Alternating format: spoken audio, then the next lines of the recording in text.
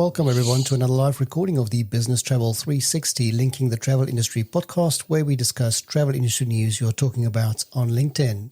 My name is Rian and I'm one of your hosts today. I'm a co-founder at Agentivity, where we provide operational reporting and data automation solutions for travel sellers. So if that sounds of interest, please get in touch. As usual, I'm joined by Ash and Anne to help me discuss the stories from last week. So over to you, Anne, and also tell us where you're at. I'm in Baku in Azerbaijan. Welcome, everybody. I'm Anne. I'm an independent consultant with LeapShift and happy to help you with anything you need for distribution, NDC, one order, airline retailing, etc. Over to you, Ash. Thanks, Anne, and happy birthday, by the way. Hi, everyone. My name is Ash, and I'm the host of a weekly business travel podcast called What's Up in Business Travel, where we give you only the important updates in under 15 minutes. Additionally, I'm the Vice President of Client Success at Traxo, and this is Linking the Travel Industry.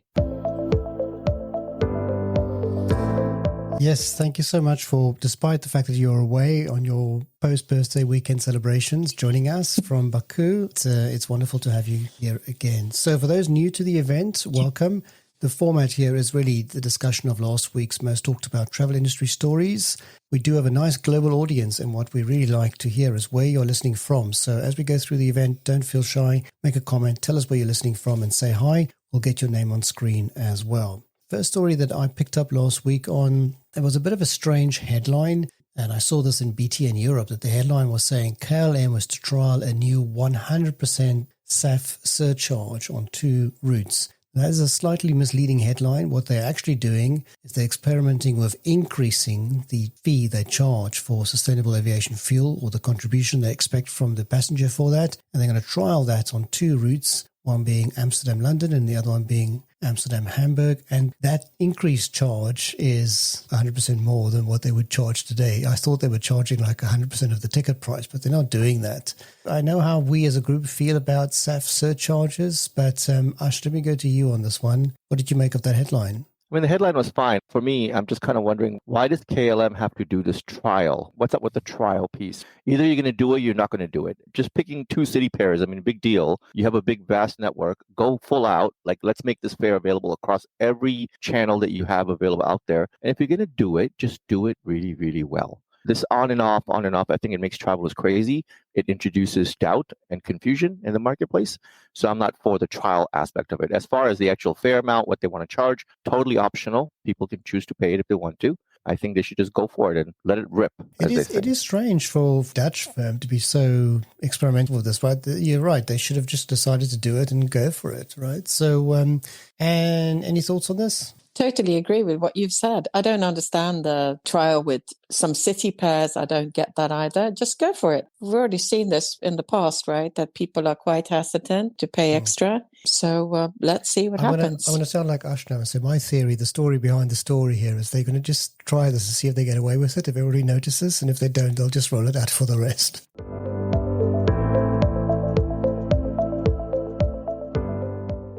Then a bit of interesting investment news. None of these companies I've heard of before. I'm obviously mostly involved in the corporate side of travel, so these are all more leisure-based. But the German-based, they're based in Munich, holiday homes letting platform, they're called Holido.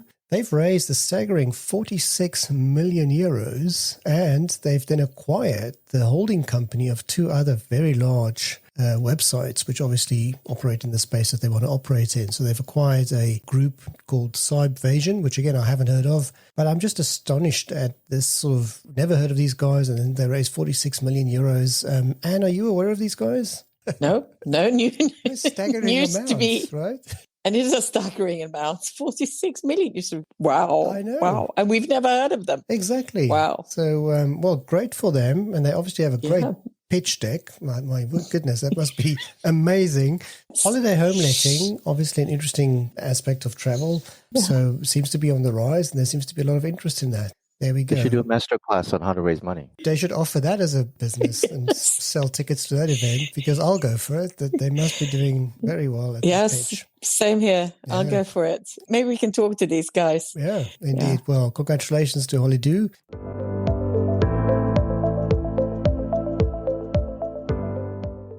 Next story, and we don't really do this often, but we've picked this up on a post by our very own Ash, and this is about the fact that American Airlines is veering away from a more traditional mileage upgrade charge in favor of more dynamic real-time upgrades, and they're calling it, lack of marketing thinking, they're just calling it instant upgrades. I was hoping for a more exciting name, but nonetheless, Ash, I'm sure you're excited about this, and of course you posted about this. Yeah, I'm super excited, and I think that the name instant upgrades is actually really good because it truly defines what it is. Boring, There's no question about, it's boring. well, no question about what you're getting here. You're getting an instant upgrade. What do you call it? We call it instant upgrade. There we Great. go. Okay.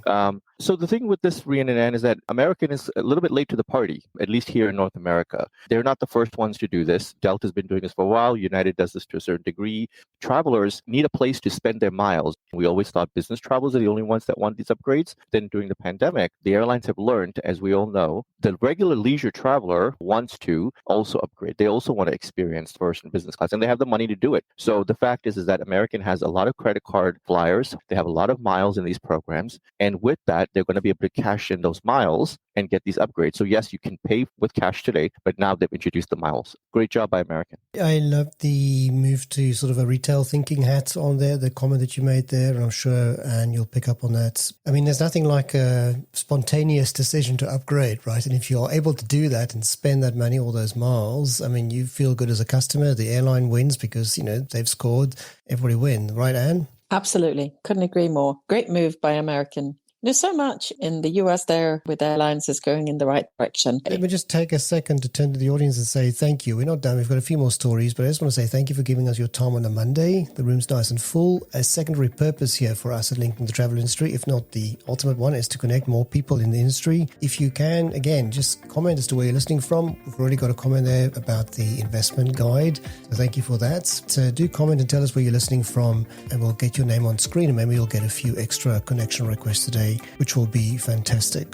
A few more stories on the list. It wasn't a very busy week last week, but there were a few more. Riyadh Air, they've made a staggering 10 very strong airline partnerships, if you want. This post that they did about it actually attracted a lot of comments. Last time I looked, there were more than 3,000 or 4,000, likes, etc., engagements on that post. But then I saw another post. Abdul Wahab did a very nice analysis of all the possible route implications that could have, and it was a very interesting post to see. I think, Asha, it was you that commented on the last time and said everybody's making a deal with Riyadh Air, and so it seems true, right? They've got a lot of partnerships here. As I was reading the post, it kind of dawned on me, why do airlines limit what they can offer their customers by where they fly themselves? All of a sudden, you have this airline building connections really to every major hub, through the major airlines, through every partnership. And what they can probably declare is that we can fly you from anywhere to anywhere. And what does the customer care about? They care about getting their bags to the final destination.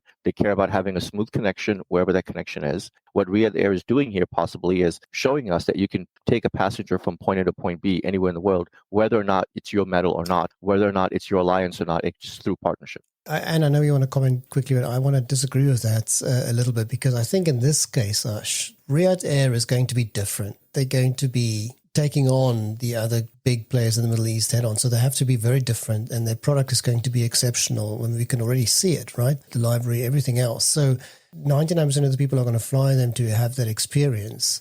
Are you going to have that same experience on these 10 other partners? It's going to be tough. And what I would say about that is they're not pretending that they are Air France. They're not pretending that they're Delta Airlines. They're telling the customer, this is Delta, this is Air France. And the customer will be very clear. This is not about a code share where code share is a pretend partnership, or you're faking it to the customer. I mean, how many customers get deceived by, I thought it was Delta, but I'm flying something else right now, right? So I think that with this is about clarity. It's about honesty. It's about transparency. And if the customer knows that my services on Delta were bad, they're going to know that that's not Riyadh Air. That clarity is, I think, good, but there's many travelers who would love to experience flying on different airlines and getting that feel. So you get to do that with Riyadh Air. Yeah. And any thoughts? I'm still a bit curious how they're going to technically do some of this stuff. My question is still out there. Is this going to be traditional interline, or is this going to be some sort of innovation when it comes to interlining? I'm curious as to whether they will do API, to API.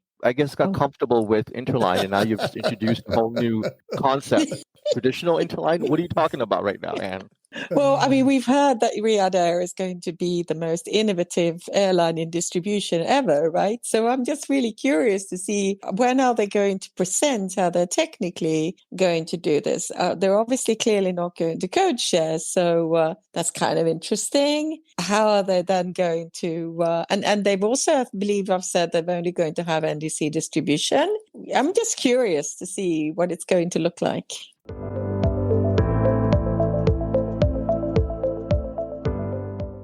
The story is about Stripe adding more crypto abilities to their offering with the acquisition of a company called Privy. And it just means that you'll be able to use crypto more with Stripe. Of course, Stripe is also a bit more used by corporates as well. People doing B2B payments. So this is an interesting development. And I mean, you obviously like this. And you've shared that story with me. I'm just so intrigued that we're seeing so much happening, on this front. We're seeing stablecoin, we're seeing the development in crypto, we're seeing amazing announcement of funding, of development, of innovation.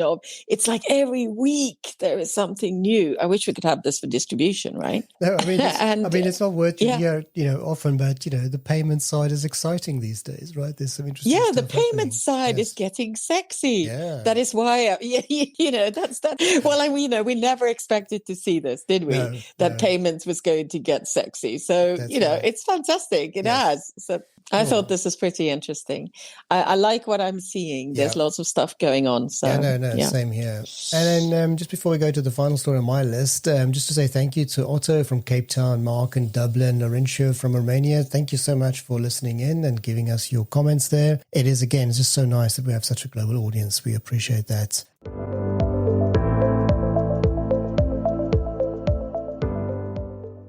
And then my final story was actually not on LinkedIn, so it's a bit wrong of me to say these were the top stories on LinkedIn, but I find the story fascinating. And this is about good old British Airways. In fact, we spotted the story on a website called Turning Left for Less. The story here is about British Airways conducting a 2-week trial where they will not provide individual water bottles on board for customers. Instead, they'll be running around like mad, serving water out of a jug for people in glasses. And these are on long-haul flights. This is not short-haul. This is long-haul flights. They're going to be trialing that. And of course, everybody is just thinking this is madness. In fact, and I'm quoting you, bonkers is what you said about this, right? I don't understand. I don't get it. You need to hydrate on flights. So you just have to find a different solution. I think it's fine. Like I saw your Lufthansa yesterday using paper cups. I think it's great. This is not the way to go. What do you make of it, Ash? It's that same word again, trial, right? Yes. Here we're trialing something again for 2 weeks. Why trial something? There was a time when airlines used to offer food. People made fun of their food. People didn't like their food. So they stopped serving food, right? So I think this is another step for the airlines to take, which is just don't serve any liquids. Tell everybody to bring their own. People carry water bottles now. I think it's kind of more the norm than ever before.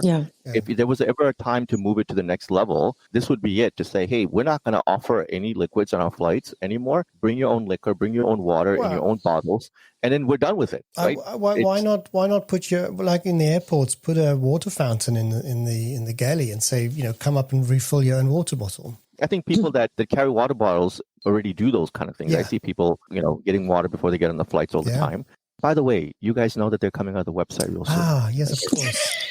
That will solve the problem. Maybe on this new website, they can a British Airways water bottle in advance and then use it on the flight. They've had the retail angle in mind all this time, and we just didn't think about it. We didn't know. Yes, this is the preparation for that launch. That's going to be very exciting on that website. Yes, I agree. Okay, cool. Well, good luck to British Airways. Those were the stories on my list. Do you have any extra stories, Anne? Anything else from your side, Ash? Yeah, I have a couple of stories. Okay. So Air New Zealand, by the way, is adding premium seats to North America. Of course, we all know that premium seats is the direction that every airline is going in. That's where the profitability is, et cetera, et cetera. So they are adding 34,000 seats into the North American corridor. So that's a huge amount, I thought, 34,000, quite a bit. Translate to about 15% increase, so 15%. This is Air New Zealand just kind of getting into the premium business and saying, hey, we need more seats. People are willing to pay for it. Let's go ahead and do it. That was interesting for me. The other one comes from the African market, Rian. I'm surprised you didn't pick up on this story. Hilton Hotels is opening up 100 new hotels in Africa, all across Africa, by 2030. And they're looking to triple their presence in Africa. So we've always been talking about the African market growing, and we're talking about DoubleTrees, we're talking about Hilton Hotel and Resorts, we're talking about Canopy, Garden Inn. So their entire line, you're going to see a whole bunch of Hiltons everywhere. Excellent move, obviously. I mean, as you know me, I do believe in the continent and the opportunities that it offers. So well done for Hilton for spotting that. So I am surprised I didn't see that story, Ash. Exactly. And final story that I'll share with you guys is that American Express GBT, they are actually launching an ad campaign. Did you guys know about that? No. So they're going to have commercials on TV. They're going to have it digitally run. They're going to have it on all their channels. Great Ideas Travel. So that's what they're calling the campaign. And this is American Express GBT getting into the mainstream and saying, hey, we have a product and a service that you might want to take advantage of. The first commercial, by the way, is really risque and really, really cool. It's a commercial about a woman who is traveled for business to inspect shirts on a bunch of mannequins. And the common thing about all these mannequins is that none of them are wearing pants. So she